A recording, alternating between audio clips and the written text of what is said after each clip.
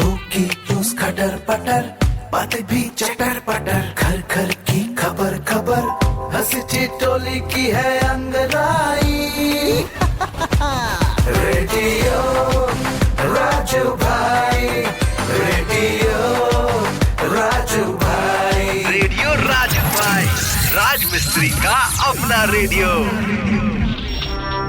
नमस्कार दोस्तों, स्वागत है आपका रेडियो राजू भाई पर। जैसा कि हम सभी जानते हैं, 15 अगस्त हमारे देश का स्वतंत्रता दिवस है और इस खास मौके को मनाने के लिए रेडियो राजू भाई आपके लिए एक रोमांचक सौगात लेकर आ रहा है।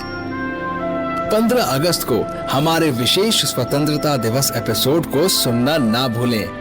इस दिन हम आपके लिए एक विशेष प्रतियोगिता का आयोजन कर रहे हैं। अपने स्वतंत्रता दिवस के उत्सव को आप जहां कहीं भी मना रहे हों, बस एक तस्वीर लें अपनी। ये आपके घर, सोसाइटी या किसी भी आयोजन का हो सकता है और आपकी ली हुई तस्वीरों को सोशल मीडिया पर #RRB और #UltraTechCement के साथ पोस्ट करें। साथ ही इन तस्वीरों को हमारे दिए गए व्हाट्सएप नंबर 9113277829, रिपीट 9113277829 पर अपने फोन नंबर और पते के साथ भेज दें। याद रखें, 17 अगस्त के विशेष एपिसोड में हम विजेता का नाम घोषित करेंगे और उन्हें एक शानदार पुरस्कार देंगे और साथ ही शीर्ष 5 तस्वीरें जीतेंगी रोमांचक पुरस्कार। हमारे साथ जुड़े रहें और इस खास दिन का हिस्सा बने। नमस्कार दोस्तों, मैं हूँ राजू भाई और आ गया हूँ लेकर आप सभी के लिए रेडियो राजू भाई, राज मिस्त्री का अपना radio, powered by UltraTech cement, देश का नंबर 1 सीमेंट। दोस्तों, ये है हमारा 15 अगस्त आजादी का सप्ताह और इस हफ्ते हम जिस चीज पर भी बात करेंगे उसका संपर्क सीधा सीधा हमारे स्वतंत्रता, हमारी आजादी, हमारे संविधान से है। तो शुरू करते हैं आज का विचार, जो पंडित जवाहरलाल नेहरू द्वारा है। वो कहते हैं, बच्चे एक बगीचे में कलियों की तरह होते हैं और उन्हें प्यार से पोषित किया जाना चाहिए, क्योंकि वे देश का भविष्य और कल के नागरिक हैं। पंडित जवाहरलाल नेहरू।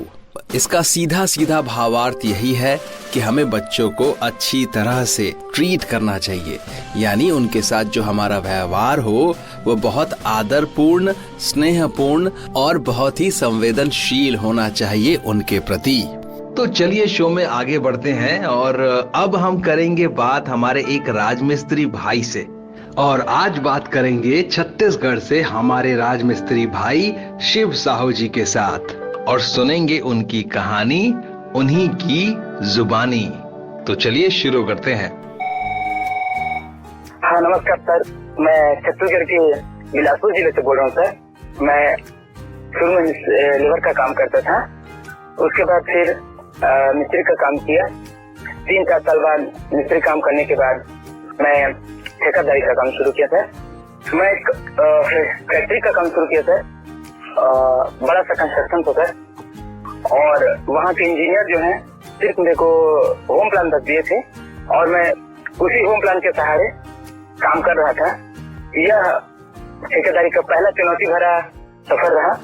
जब मैं उसको कर रहा था, मेरे को डर लग रहा था कि उसकी जो डिस्टेंस है, एक से दूसरे कॉलम की जो डिस्टेंस है बहुत ज्यादा था और मैं डर रहा था कि ज्यादा डिस्टेंस होने से वो बीम जो है, ऊपर की जो छत है, वो नीचे न चला जाए। और अपने मैं लगन से अपने मिस्त्रियों से सलाह करके मैं वो काम आगे बढ़ाया।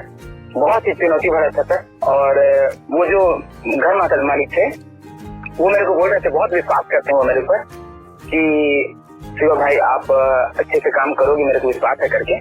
धीरे धीरे काम आगे बढ़ा और उसके बाद जब मैं छत डाला तो उसमें 5 लिफ्ट मशीन लगा सर, जो मेरे जीवन में पहली बार इतना बड़ा छत था। हम लोग सोच रहे थे कि ढल पाएगा कि नहीं ढल पाएगा। जब 5 लिफ्ट लगा तो हमें डर था कि ये रात हो जाएगा या 2 दिन लग जाएगा करके। फिर ढलाई शुरू हुआ, बहुत अच्छे से, बहुत स्पीडली काम हुआ। अच्छे से बैटिंग किए, अल्ट्राटेक वेदर प्लस उसका ट्राई किए थे सर हम लोग। और हमें विश्वास नहीं हो रहा था, वो मकान मालिक बोल रहे थे, मैं सोच ही नहीं सकता था कि इतना अच्छे से काम होगा करके। और वहाँ के जो हमारे इंजीनियर सर आए थे वो भी देख के बहुत खुश हुए। रेत का टेस्ट किए, पानी का टेस्ट किए, बहुत अच्छा रिजल्ट आया वहाँ। और जब 1 महीने बाद उसका सेंटरिंग को खोला तो बहुत बेहतरीन आया था। मकान वाले जो प्लास्टर के बाद जब फैक्ट्री शुरू की मेरे को बुलाए और वहाँ जो आए थे वो सर फैक्ट्री शुरू करने के बाद जब उसका ओपनिंग हुआ तो मेरे को बहुत अच्छे गिफ्ट भी दिए, बहुत शाबाशी दी कि सर आपने बहुत अच्छा किया कंस्ट्रक्शन का काम। मेरे को शाबाशी दी, मुझे बहुत अच्छा लगा सर, गर्वान्वित हुआ, मैं अपने आप में बहुत खुश हुआ और मुझे बहुत अच्छा लगा सर। क्या बात, बहुत बहुत बढ़िया। हम आपको सैल्यूट करते हैं, आप हमारे हीरो हो। आप ऐसे ही इमारतें बनाते जाएं और भारत को आगे बढ़ाते जाएं, क्योंकि अच्छा काम तो अच्छा नाम। आगे बढ़ते हैं दोस्तों। आज हम दिल की बात में जिनके बारे में बात करने वाले हैं वो कोई और नहीं बल्कि पंडित जवाहरलाल नेहरू जी ही हैं, जो हमारे देश के सबसे पहले प्रधानमंत्री थे। तो चलिए जानते हैं चाचा नेहरू जी के बारे में। भारत के पहले और सबसे लंबे समय तक प्रधानमंत्री रहे पंडित जवाहरलाल नेहरू दूरदर्शी व्यक्ति थे।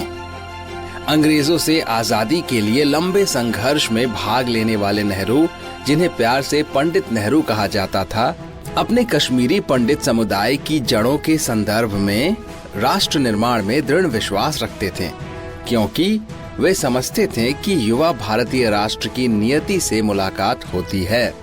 विदेश में शिक्षा प्राप्त बैरिस्टर और महात्मा गांधी के करीबी विश्वास पात्र, वे लोगों के राजकुमार बनने के सबसे करीब थे या कभी होंगे।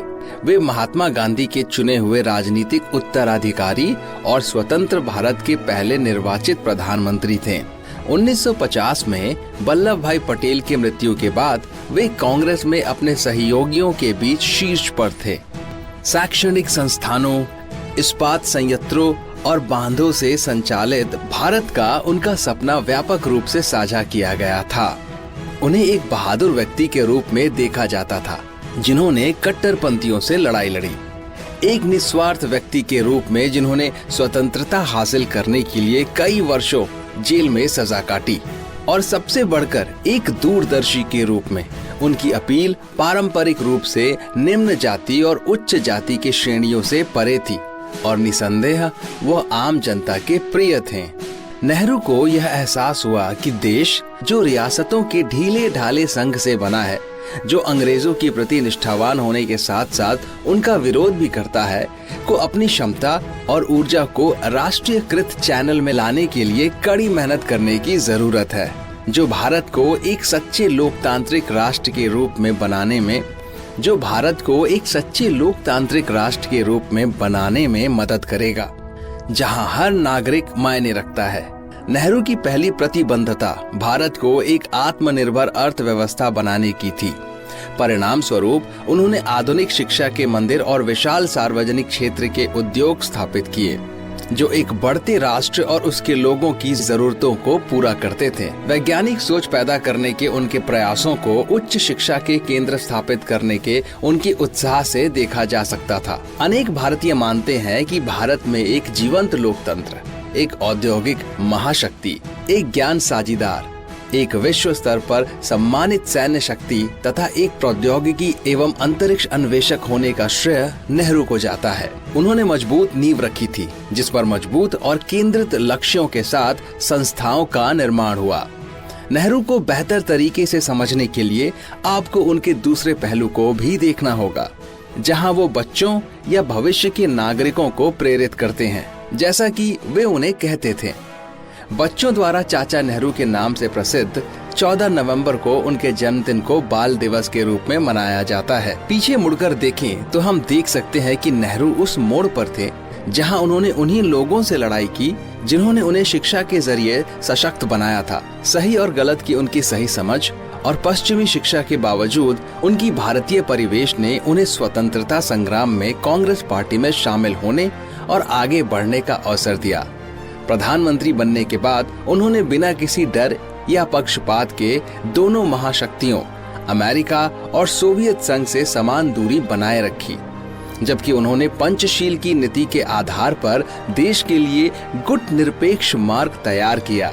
दिल से समाजवादी होने के कारण उन्होंने चीन और भारत के बीच पंचशील समझौते पर हस्ताक्षर किए, जो इन दो संप्रभु राष्ट्रों के बीच संबंधों के 5 मार्गदर्शक सिद्धांतों के रूप में काम करने वाला था। आश्चर्य की बात नहीं है कि जब चीन ने भारत पर हमला किया तो उन्हें विश्वासघात महसूस हुआ, जबकि वे हिंदी चीनी भाई भाई की बात करते थे। कम तैयारी वाली भारतीय सेना ने चीनी सैनिकों की लहरों का सामना किया, बहादुरी से लड़ाई लड़ी और भारी कीमत चुकाई। 17 वर्षों तक प्रधानमंत्री रहने के दौरान नेहरू भारतीय राजनीति के मंच पर एक महापुरुष की तरह छाए रहे, लेकिन उन्होंने कभी अपनी राजनीतिक इच्छा नहीं थोपी और हमेशा दूसरों की बात सुनते रहे।